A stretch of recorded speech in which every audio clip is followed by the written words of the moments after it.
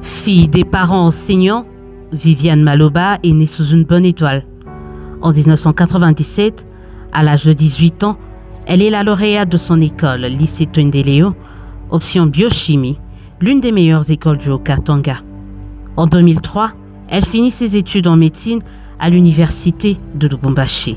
En 2004, elle est nommée assistante à la même université. En 2009, elle devient spécialiste en ophtalmologie. En 2013, elle obtient une bourse pour finaliser sa thèse et effectue quelques stages aux cliniques universitaires Saint-Luc à l'Université catholique de Louvain. À 43 ans, bientôt 44, Viviane Maloba est l'une des rares professeurs ordinaires femmes, rares ophtalmologues non seulement dans l'espace Katanga, mais également en RDC. En séjour à Lubumbashi, cette clinicienne, académicienne, écrivaine, épouse, mère et chrétienne nous a ouvert les portes de son cabinet, situé à la polyclinique Kitumaini, mais aussi celle de sa vie.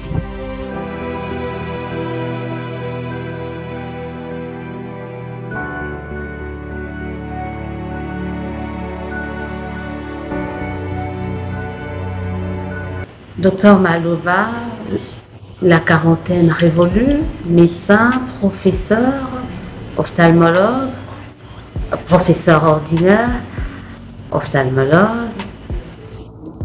D'où vous est venue, d'où est partie l'idée de devenir d'abord médecin puis ophtalmologue? Merci Madame Oudia pour cette question. L'idée de devenir médecin puis ophtalmologue, en fait par rapport à l'idée de devenir médecin, cela a commencé quand j'étais encore élève au secondaire. J'ai fait des humanités scientifiques, j'ai fini en biochimie en 1997, où j'étais lauréate cette année-là, au lycée Twendeleo, qui est l'une des grandes écoles de Lubumbashi. J'aimais beaucoup suivre les films à caractère médical, où il y avait des urgences, là où il y avait des soignants qui intervenaient pour guérir les malades. C'est par là que ça avait commencé. Vous êtes une femme, vous faites la médecine, je l'ai dit, vous êtes mariée, mais vous êtes à la fois également professeur. Est-ce que ça a été facile dans vos débuts au niveau de votre structure, à l'université? L'intégration, comment ça s'est passé? Oui, par rapport à cela, mon intégration en tant que femme a été facile parce que j'ai eu la chance d'avoir à la tête du service une femme qui est professeure Jimmy Brassis, qui est ma supérieure hiérarchique, qui m'a formée, qui m'a appris à faire. Et puis les collaborateurs et les autres assistants avec qui nous faisions équipe, nous avons eu à travailler ensemble en harmonie parce que chaque matin, nous commençons le travail vers 1h du matin, nous discutons des cas qui sont reçus la veille, on voit ce qui n'a pas marché pour ensuite améliorer. Parlant de cela, je dois dire que pour finir, avoir un parcours comme le mien, d'abord il faut avoir un bon chef qui a le souci de voir ses dirigés évoluer. Donc quand vous commencez la rédaction du mémoire, vous avez des sujets de recherche et vous poussez, vous poussez. Chaque fois, vous échangez, vous corrigez. Quand vous terminez les différents chapitres, vous les rendez. Il faut être assidu. Et cela, ça se fait au prix des gros sacrifices. Il faut beaucoup lire. Nous sommes des éternels étudiants. Quand on rédige encore un travail de recherche, que ce soit le mémoire ou la thèse d'application, il faut lire. Nous ne nous comportons pas comme les autres personnes à la cité, regardant les films, suivant les séries télévisées. Non. Le peu de temps, donc le temps que nous avons est bien calculé. Je sais que de telle heure à telle heure, je dois m'occuper des travaux ménagers de la maison. Et puis, je dois consacrer aussi une autre partie du temps à la lecture et à la rédaction du manuscrit, parce que nous sommes des éternels chercheurs. Nous avons aussi des travaux, des mémoires à diriger pour les étudiants qui sont en dernière année de médecine.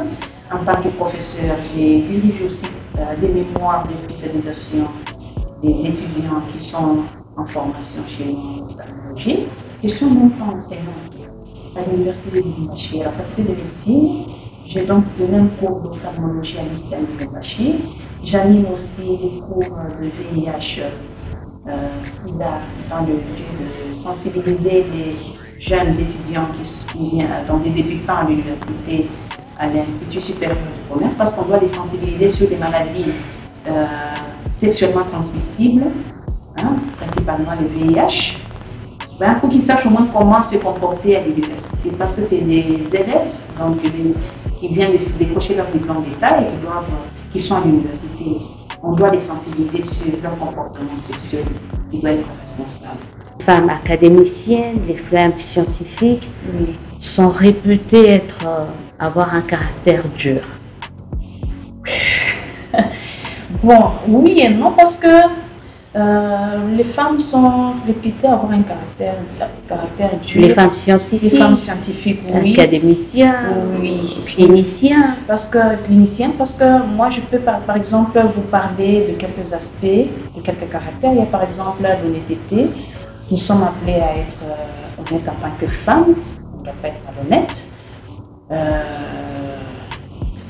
Il y a la régularité au travail. Je suis en tant que clinicienne, j'ai un horaire de travail. Si je dis que la consultation c'est à 8 heures, je suis tenue de respecter mon heure de début de consultation. Si c'est à 13 heures, je suis obligée aussi de respecter cette heure-là que moi-même j'ai fixée, c'est un horaire que j'ai fixé. Il y a la ponctualité, il y a la régularité au travail, il y a l'honnêteté, il y a l'assiduité, il y a beaucoup de choses. C'est ça qui vous différencie avec d'autres femmes? Oui, d'autres domaines? D'autres domaines. En tout cas, ça me différencie énormément.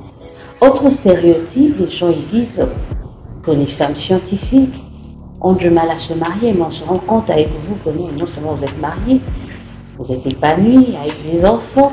Quel a été l'apport de votre mari dans votre carrière? Par rapport à l'apport de mon mari dans ma carrière académique, d'abord comme clinicienne scientifique et puis académique, il a été vraiment d'un grand apport dans ma formation, dans mon cursus, parce qu'il m'a beaucoup aidé quand j'ai commencé en tant qu'assistante. C'était un peu difficile à combiner les deux, beaucoup lire, travailler à l'hôpital, consulter beaucoup de malades, retourner à la maison, s'occuper du ménage, il fallait préparer, garder le bébé parce que je me suis mariée 2 ans après avoir commencé à l'université.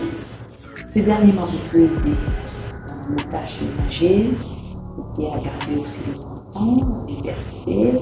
Si par exemple il sait que je prépare un séminaire, parce que quand on est encore assistant, c'est qu'on présente aussi des séminaires, au moins 2 fois par mois. S'il sait que je dois préparer un séminaire,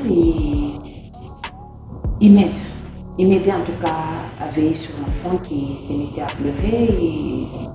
Il n'a pas développé un complexe d'infériorité?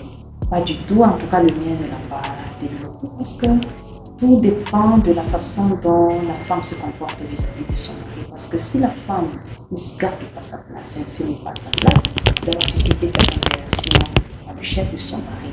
Et si la femme respecte son mari, lui donne sa place, ce dernier va garder cet équilibre mental parce que c'est dans la tête que cela va commencer. Mais si le comportement n'est pas bon, n'est pas digne, ça c'est un peu compliqué. Vous ne saurez pas finir un chapitre du mémoire que vous avez commencé parce qu'il y aura tout le temps des troubles dans le foyer.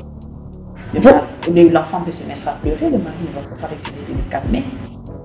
Mais seul, c'est compliqué. Vous devez avoir un bon accompagnement de la part de votre conjoint pour finir la rédaction du mémoire, pour finir la rédaction de la thèse. La stabilité de votre foyer est aussi importante que votre carrière.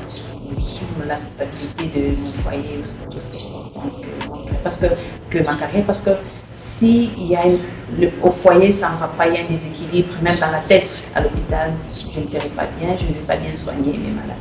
Il faut être calme dans la tête pour bien assurer ce qu'on a comme tâche à exécuter à l'hôpital. Si ça ne marche pas dans la tête, parce qu'à la maison ça ne va pas, c'est difficile. Vous devenez professeur en étant déjà marié avec des enfants? Oui, parce que je dois quand même rappeler que Je me suis mariée 2 ans après avoir commencé mon assistanat. J'ai eu mon premier enfant à l'âge de 26 ans. Je me suis mariée à 25 ans. Et puis, j'ai fini ma spécialisation en médecine en 2009, en ophtalmologie, en médecine option ophtalmologie en 2009. J'ai tout de suite poursuivi avec la rédaction de ma thèse d'application parce que j'étais boursière, j'avais eu la chance, j'avais compéti, il y avait une compétition, j'ai eu une bourse de la CUD qui est actuellement ARS et j'ai eu à effectuer quelques stages cliniques au campus universitaire Saint-Luc de l'Université catholique de Louvain. J'ai poursuivi pour la rédaction de ma thèse toujours avec la rétinopathie diabétique, cette fois-là en parlant de son traitement avec des rayons laser.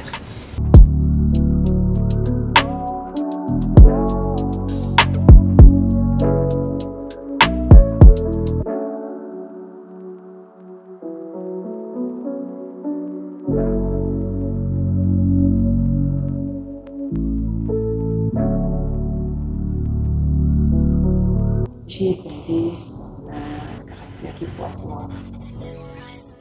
Il y a l'honnêteté, il y a la régularité, la ponctualité à l'hôpital, dans son lieu de travail. Et beaucoup lire, parce que ce qu'on obtient, on ne le donne pas en cadeau. C'est un mérite. Donc c'est le fruit d'un travail assidu pour devenir ce que nous sommes aujourd'hui. Pour arriver à finir son mémoire, cela suppose qu'on a eu à travailler dur. J'ai dit tout à l'heure que pour mon mémoire, j'ai travaillé sur la rétinopathie diabétique parce qu'il fallait élaborer un profil épidémiologique dans notre milieu, faire une sorte de cartographie. À Lubumbashi, j'ai eu à faire des descentes dans les paroisses parce que comment est-ce que je pouvais trouver des patients diabétiques? Je m'étais résolue à effectuer des descentes dans les paroisses, commune par commune, pour les sensibiliser à venir en consultation gratuite universitaire. J'ai consulté tous ces patients-là. J'ai diagnostiqué la rétinopathie diabétique parmi chez certains malades. Alors, si vous n'êtes pas assidu, vous restez là, vous êtes paresseuse, vous n'allez rien obtenir.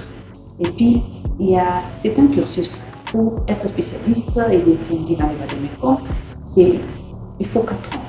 Mais si vous accomplissez 5 ans, 6 ans sans finaliser votre travail, donc ça ne va pas. Évidemment, derrière l'apprenant, il y a un directeur qui pousse cet apprenant à finir vite. Ça a été aussi pareil pour la thèse. On n'a pas beaucoup de repos. J'ai tout à l'heure dit que j'ai fait tout ça tout en étant mariée, j'ai des enfants. Parfois, j'étais obligée de me réveiller à 3 h du matin pour rédiger, finaliser ce que j'ai commencé. On ne peut pas dormir de 20 h jusqu'à 6 h si on est un scientifique. Il faut trouver certaines heures. Entre guillemets, les affaires à médecine, trouver ce qu'on appelle la 25e heure. On sait qu'une journée, un jour c'est 24 heures. Nous cherchons la 25e heure. La 25e heure, c'est créer le temps.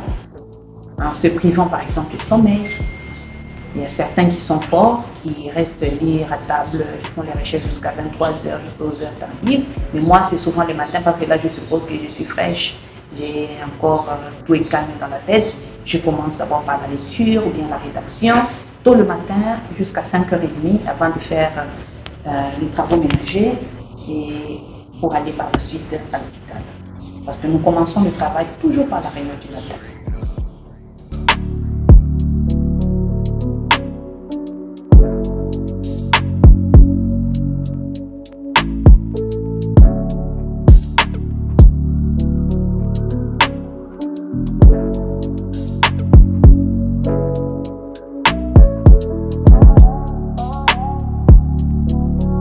Alors, on vient d'assister, c'est une consultation que vous venez de faire? Oui, c'est une consultation ophtalmologique que je viens de faire. J'ai un patient, âgé de 42 ans, qui est venu avec un petit souci au niveau de ses yeux, parce qu'il ne voit pas bien de loin et de près depuis plus de 2 ans. Parlez-nous de l'ophtalmologie, c'est quoi? L'ophtalmologie, c'est une discipline de la médecine qui s'occupe des maladies des yeux. Et la différence entre l'ophtalmologie et un opticien, par exemple? L'ophtalmologue s'occupe de tout ce qui peut affecter l'œil dans toutes ses parties. Par contre, l'opticien, lui, s'occupe seulement de la réfraction, de la prescription des lunettes. Il a une machine, comme celle que je viens de voir ici, que je venais d'utiliser tout à l'heure. Il prend les mesures au niveau des yeux. Grâce à cette machine, il sait au moins, il a des valeurs qui sont imprimées, qui l'orientent sur les numéros, la dioptrie que le malade, la dioptrie qu'il pourra prescrire au patient. On a les verres qui sont négatifs et les positifs. C'est grâce à cette machine qu'il a au moins une idée de ce qu'il peut prescrire comme numéro pour son patient. Donc, eux se limitent seulement à cela, à la prescription des lunettes. Ils ne font pas plus que ce que moi je viens de faire. Donc, nous, c'est une consultation générale. Donc, on examine l'œil dans son entièreté.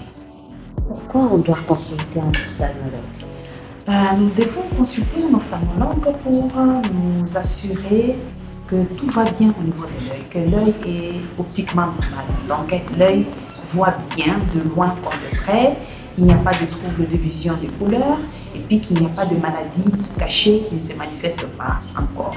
C'est pourquoi c'est très important de consulter un ophtalmologue. Quand est-ce qu'on doit le faire?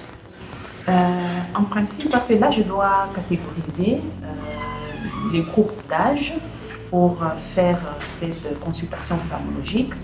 Je prends d'abord les enfants. Il y a les nouveau-nés.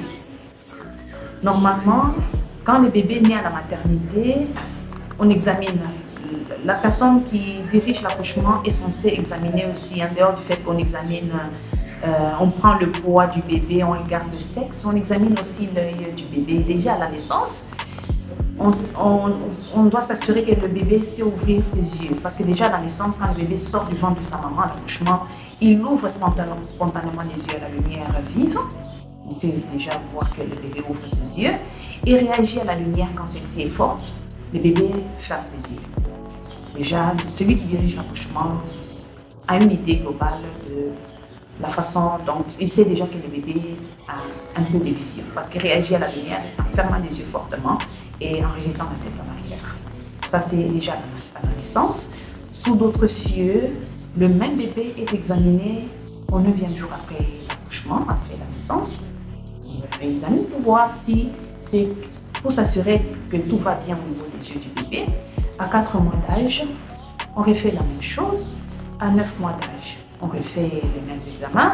Et à 2 ans et demi avant d'entrer à l'école maternelle, pour s'assurer que tout va bien au niveau des yeux de l'enfant. Parce qu'avant d'envoyer l'enfant à l'école maternelle, nous devons nous assurer que l'enfant a une bonne vision.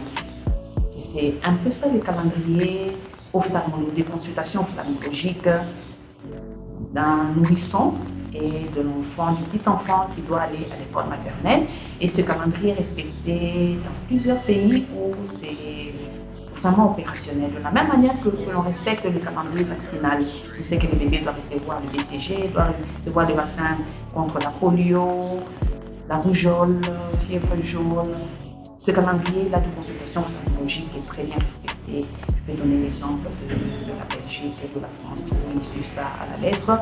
Ils examinent les yeux, ils examinent l'ouïe parce que l'enfant peut échouer en classe non pas parce qu'il n'est pas intelligent, mais parce qu'il entend bien, il n'entend pas bien, il est malentendant parce qu'il ne voit pas bien. Ça, c'était parlant du nourrisson, donc du bébé jusqu'à l'âge de 2 ans et à 2 ans et demi avant d'entrer à l'école maternelle. Et puis, le même examen est répété avant d'entrer à l'école primaire, à 6 ans.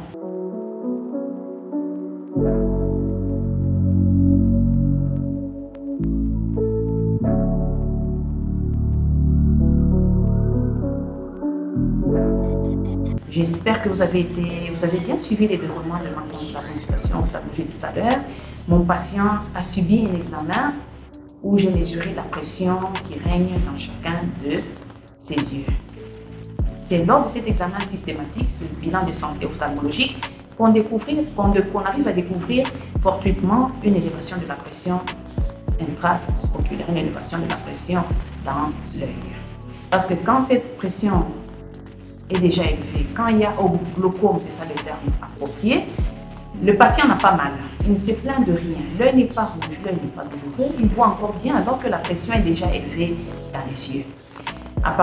Le malade s'aperçoit de la baisse de la vision dans les yeux si le glaucome, quand il y a une augmentation de la pression dans ses yeux. Quand cette maladie a déjà fait longtemps, même plus de 10 ans, à ce moment-là, le nerf optique sera déjà détruit même à 80% et c'est à ce moment-là que le malade le découvre.